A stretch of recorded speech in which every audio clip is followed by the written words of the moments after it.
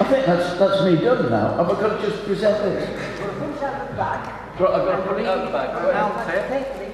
Yeah, I'll do it carefully, Griff. Read what's on it. Right, I'll have to read what's on it.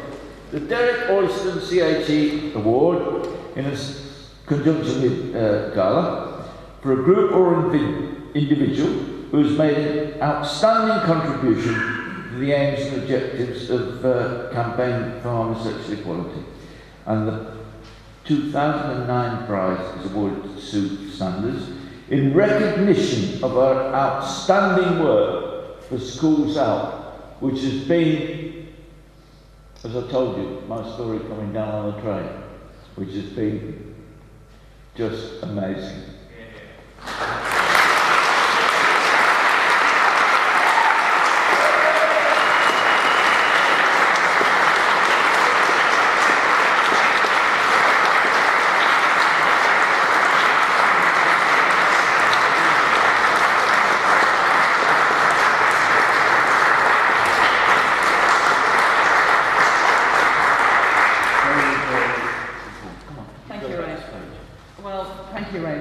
That's hardly the story that I would ever have expected to hear.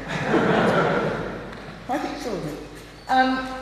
Schools Out is 35 this year, and it's 35 because of the immense amount of work that people in this room have done, and oodles of people that aren't in this room. And for those of you who know the work of Schools Out, you'll know that a person who should be standing by the side of me here is Paul Patrick. Yeah.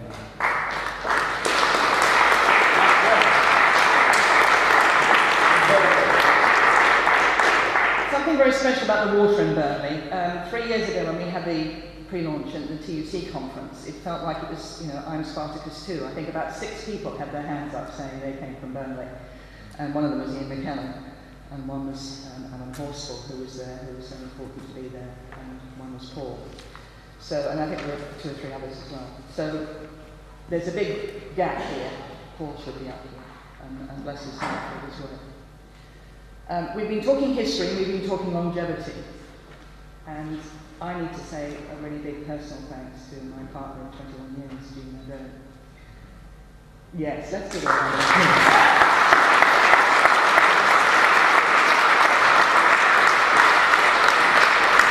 Anyone who puts up with me for 21 years needs a round of applause.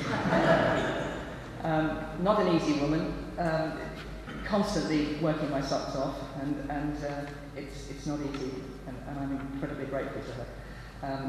Any strategic planning skills I have is thanks to Jean. My dress sense is definitely thanks to her. Those who knew me in the 80s, I hid under a cap, and she pulled me out of that, and has enabled me to be much more effective, I think, in challenging some of the ridiculous patriarchal institutions that I find myself dealing with. So many thanks, Jean.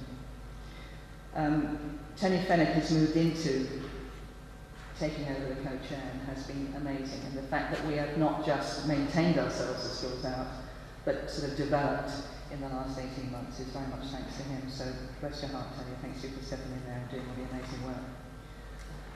We've had a group of us for many years. Nigel Tart isn't with us tonight, but he's a great media guy and he's been around for years and he's done amazing work, and I'm very grateful to him. And he'll send out an amazing press release tonight, and hopefully we'll hit the mainstream press, Gala, Che, Schools Out, LGBT History Month, and our newest baby, which David Watkins brought in. He's our treasurer. He joined us 3 years ago and has now set up this amazing new campaign, A Day in Hand, which has just taken off, and it's just amazing. On David's website, which is now all part of Schools Out, so it's Schools Out, LGBT Day in Hand, in 2 years' time there'll probably be another one. You've got all these wonderful photographs from people all over the country, all over the world, same-sex hand-holding. And in the true spirit of Schools Out, David has continued that process of visibility and diversity. And one of the first photographs that he put up on his website were 2 women wheelchair users. And that's been such an important thing for Schools Out, that we have consistently made sure that we have celebrated and made visible the diversity of the lesbian, gay, bisexual, trans population in all our amazing and wonderful array of our religion, our different races, our genders, our ages, our different religions. And it's been a passion of both Paul's and mine and the people before us, Schools Out. to do that. We've also had youngsters join us, and Holly is here tonight. It's lovely to see you, Holly.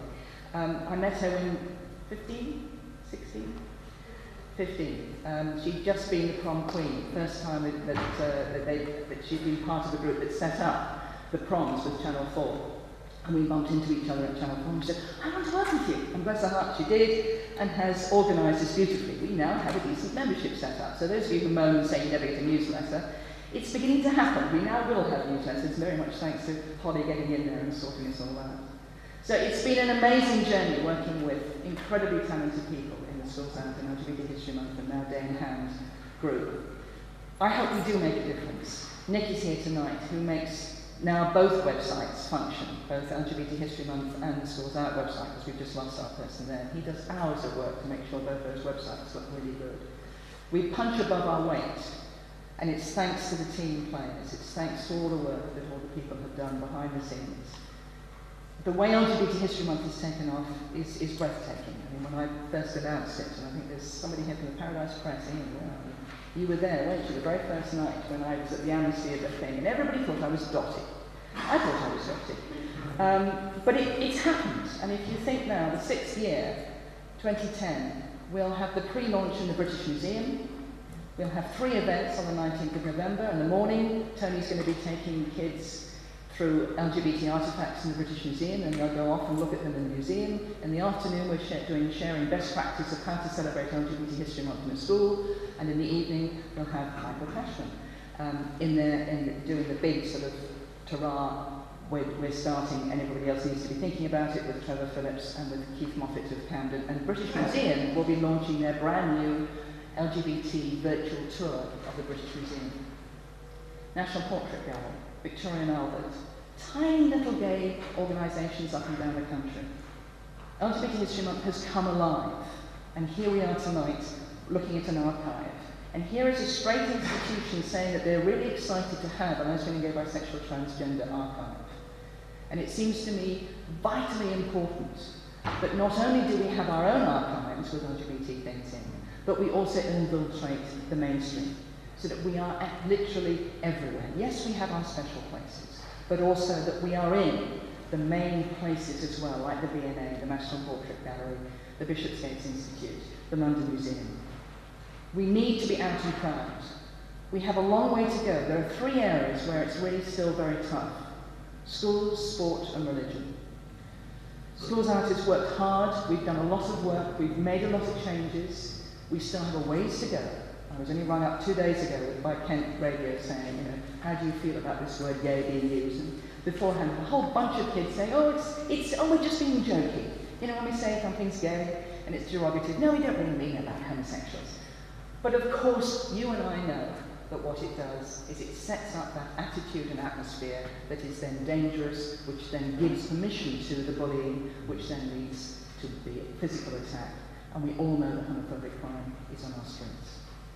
LGBT History Month, A Day in Hand, Schools Out, they're all campaigns to make us visible.